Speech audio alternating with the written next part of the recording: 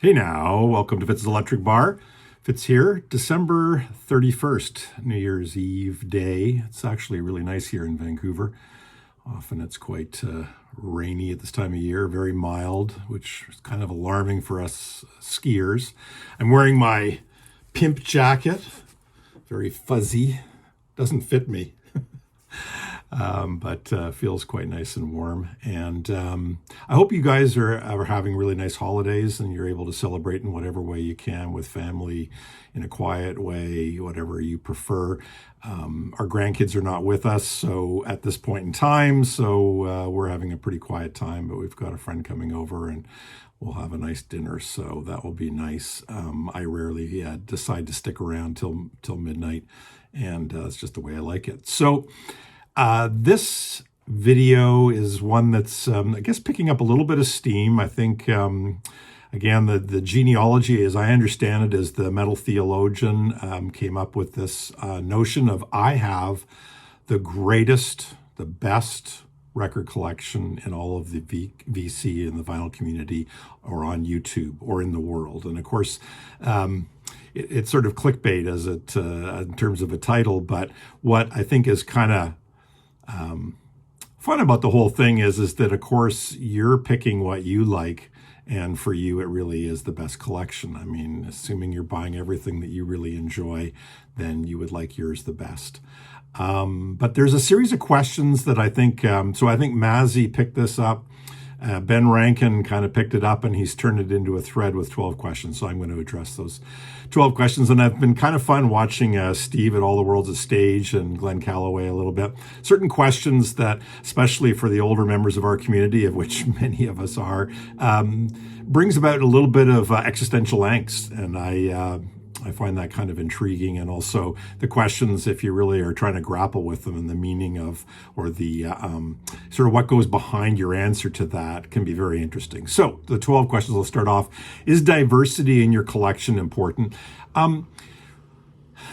Yes, but not for diversity's sake. So from my point of view, I've often said, and again, a lot of these answers are probably going to be rationalizations. I really feel that I like to have music that can cover off every nuance of emotion or mood that I might have. And I'm assuming many of you can relate to this idea that I can go through a stack of records and or CDs and really struggle with finding the one that's just what I want to listen to in the moment. And so need a quantity and I need a diversity. You know, I may not be really interested in listening to psych or ambient or a jazz record, or I want to listen to a jazz record, but I don't want to listen to something new. I don't want to listen to free jazz. I want to listen to sort of late 50s, early 60s. I want a Miles Davis, you know, or a Bill Evans or a John Coltrane ballads record, rather than maybe a, I don't know, what else would there maybe be, a Kamasi Washington, or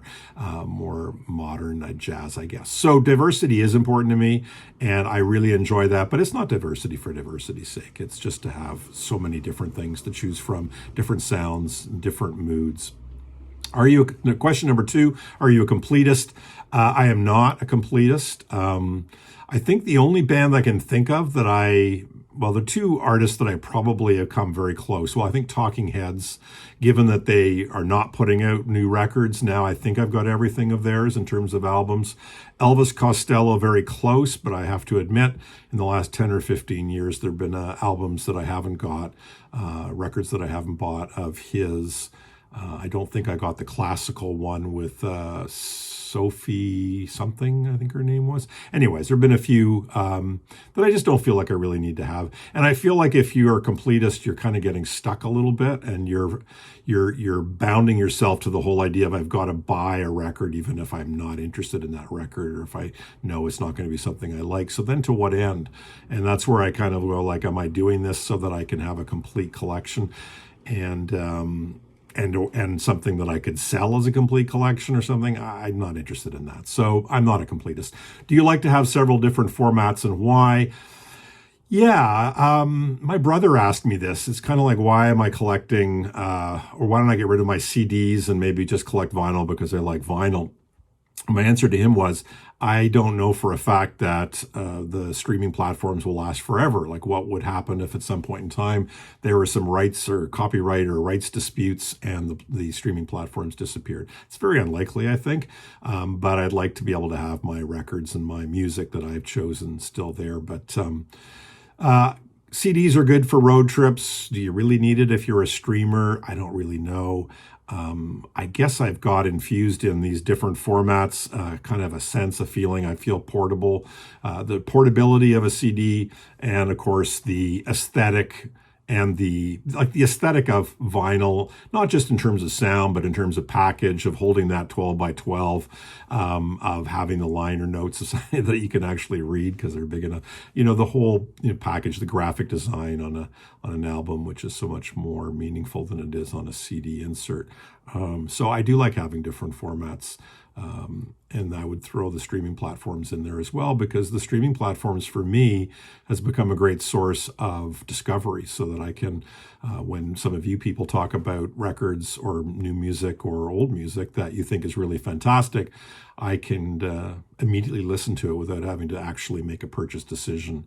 And that's fantastic. So number 4 is having all the classics more important than having the obscurities that no one else has. Again, I don't really look at that question as one or the other. I don't look at having something that's an obscurity. So I may choose something which is more obscure. It is, I would admit, kind of fun to find. Like, I've always loved the discovery. I loved finding new bands that my friends didn't know about, just because it turned me on to be able to say, you got to check this out. This is really fantastic. And have them hear music that they didn't know about. And I love that.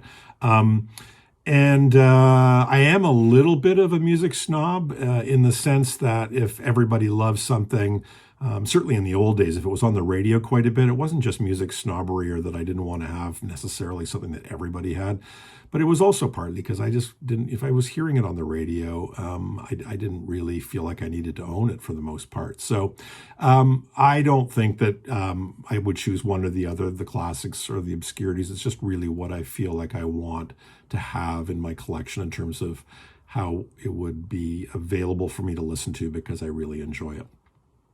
Is having OGs important to you, or are you happy with reissues? So I'm happy with reissues. OG is not important to me. It's been fun, interesting looking at online the VC communities and how people pursue the OGs, but I don't really find that interesting. Like the vinyl finds, the Holy Grail, the OG, it's fantastic. The only caveat to that to me is that I in particular love like jazz from the late 50s, early 60s, and that kind of sound. I think a reissue can sound just as good as that, but sometimes you can come across something and you don't pay that much money and it's got ticks and pops in it, and that's okay. And I really enjoy kind of finding that, and in fact even enjoy the idea that this has had a previous life, that somebody's enjoyed this record and now I'm getting to enjoy it as well. I like that. But I also really like reissues, and I really love comprehensive reissues sometimes, which come in the form of box sets, where you get the record and you get some of the, the ephemera, the other stuff that comes with it, some other alternative takes. And I enjoy that with reissues. And as we all know, some reissues are actually better sounding than the original. So one or the other is fine. I don't go seeking out OGs because I'm not thinking in terms of it's going to have more value and therefore I can sell it later at more than a reissue. I don't really care about that. Is the size of your collection important? Only to the extent, this is question number 6, the size only to the extent that I have enough music to be able to cover off all the nuances of the moods that I have, I suppose. And it is really nice to be able to just grab different things, and having a bigger collection, being able to find something that just feels right in the moment and to enjoy. And also when it comes to vinyl, much more than CDs, just holding of the vinyl, like holding the record, looking at the package, the liner notes or whatever. It's not the same with CDs. Sitting there, I know you may have the same information there, but sitting there with a little tiny square thing, trying to read the liner notes really isn't that appealing to me. Number 7, do you prefer your collection to be well curated or a mixed bag of wonderful weirdness? Again, as some others have answered this, I don't really look for wonderful weirdness. Like, I'm not intentionally looking for things weird. I'm not intentionally looking for obscure or stuff that people might find strange or weird. They may see some of the stuff that I choose as being that way, but I consider myself to be really quite mainstream in my tastes. I don't think I'm super exploratory or ambitious, or that I'm really challenging myself on a lot of the music. But there is a lot of music out there that is not well known, is not popular, that I consider to be very accessible and accessible for me, and I really enjoy that. So I don't think well curated would be my answer to that. And again, well curated just means it's basically got the breadth of the different types of sounds and albums and artists and bands that I really love. So well curated, I guess. Number 8, do you care what others think of your collection and or collecting habits or obsession? No, the only person who probably I care about their opinion is my wife, because, and this was mentioned before by I think one or two others, it does have an impact on her in terms of the aesthetics of the listening room / living room, for sure. And that isn't so appealing to her, but she's very supportive and wonderful. Outside of not wanting to burden her with both the visual of all of my music in my stereo, but also just, the day that I go, for her to have to be burdened with the collection is the thing that I want to try to avoid. And I think I'll get to that in a minute. That's sort of one of those existential questions I'm kind of thinking about a little bit more. Number 9, do you see your collection in terms of what you have or what you don't have? Definitely with what I have. It's always fun to have things that you're kind of looking forward to getting, or that you really think would be great to have. But I'm much more happy with what I have than what I don't have. That said, the actual seeking out and buying, the looking for or hearing about things that look really intriguing. Give you an example, the Who box set, right? The Who's Next box set. So got that on CD. What is it, 10 CDs? I went back and forth. I said, am I really going to be listening to more of Who's Next again? And I wasn't really sure. And then it got on sale, but I kept going back and forth on should I, shouldn't I? It's another thing that I'll need to kind of deal with in terms of inventory. But I just kept thinking, oh, I love Pete Townshend's demos. So I'm going to get this. And I also wanted to have the book. I really enjoy Townshend's thoughts on his music and even just his philosophy on things in general, and the conceptual stuff of, let's say, Lifehouse Project, that was the kind of antecedent, I guess, of Who's Next. So, yeah, I mean, in that case, I was really kind of thinking I don't have this, and I was looking forward, and I really wanted to have this. And then I kind of counterbalanced that with, do I really need this? Am I really going to listen to this? And lo and behold, I bought it. Anecdotally, I really enjoy it. I've enjoyed the demos. I haven't even played the actual remastering of Who's Next. I may not even get to that, but I'm enjoying the demos and the alternate takes and things like that. So there you go. Number 10, where does it all end? Well, that is where things get interesting.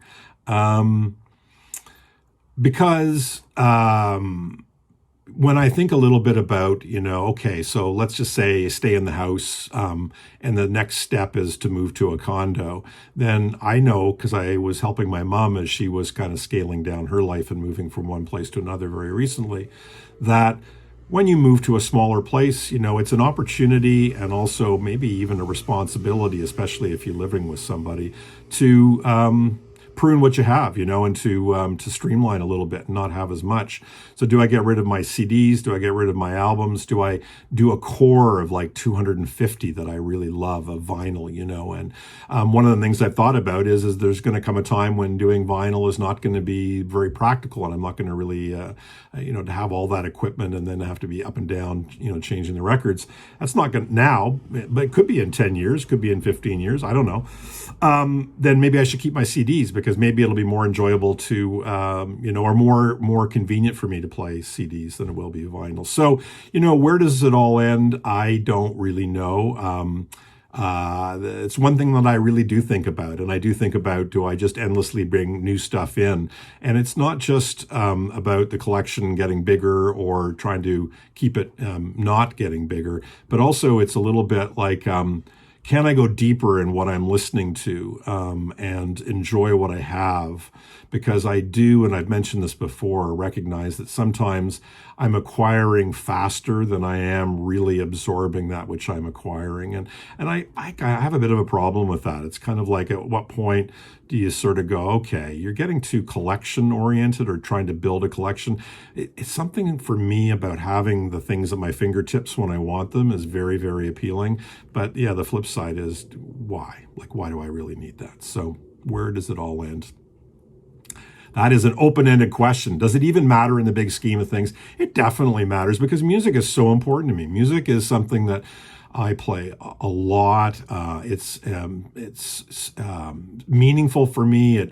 It triggers past memories, the sense of discovery of material that's new to me. It could be old music, but it's new to me. The sounds, the what it does for, that book, how your brain works on music and how music works, I think is also a David Byrne book. I've only flipped through some of those, but there's something about music and what it does to my brain in terms of how stimulated I get listening to music that is fantastic, and I love that. So it does matter to me in the big scheme of things. And number 12, Ben, no, I'm sorry, you can't have my records when I die. If you were living a few doors down and you and I knew each other well, then I would certainly consider it. My plan for the moment is that if I go quickly, I've let my wife know that I want my friends and my two brothers to just basically take anything that they want from my collection. If it's something that they want, then that's great. If I live for another 20 years, I don't think my friends are going to want to be taking much or any of my records because they're probably downsizing themselves. So I don't know where exactly it's all going to go. And I think I'll give my wife the direction or the suggestion that maybe she just, contact local record stores and just have them come in and just say, it's an all at one time thing. I don't want to make it a burden for her. And she's not interested in keeping any of the vinyl. She likes music, but she's not interested in keeping any of the vinyl. So that is the 12 questions from Ben Rankin, and look forward to seeing if some of you do this as well. I think it's a pretty cool little exercise. Sorry, once again, rambled on a little bit.